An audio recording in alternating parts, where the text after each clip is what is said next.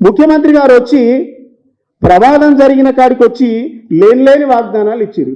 మేము చనిపోయిన వాళ్ళకి 1 కోటి ఇస్తాం, తీవ్రంగా గాయపడ్డ వాళ్ళకి 10 లక్షలు ఇస్తాం, ఇంజూరీ అయిన వాళ్లకు 5 లక్షలు ఇస్తామని చెప్పిండు.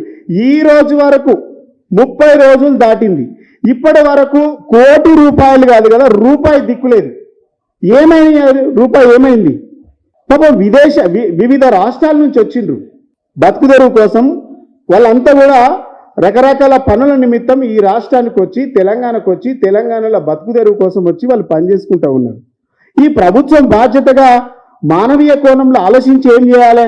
వాళ్ళకి అండగా నిలబడాలి. ప్రభుత్వం భరోసా ఇవ్వాలి కదా. ప్రభుత్వం అంటే ఆనాడు దేశం మొత్తం ప్రపంచం మొత్తం కరోనాతో గడగడలాడుతున్నటువంటి సందర్భంలో ఈ రాష్ట్ర ప్రభుత్వం, ఆనాటి మా కేసీఆర్ గారి ప్రభుత్వం, వివిధ రాష్ట్రాల్లో ఉన్నటువంటి వలస కూలీలకు, మైగ్రెంట్ లేబర్స్కి మేము అండగా నిలబడి మేము రైళ్లు బుక్ చేసి వాళ్ళకు ఇండ్లకు పంపించేటువంటి బాధ్యత మేము ఆనాడు తీసుకున్నాడు మానవీయ కోణంలో.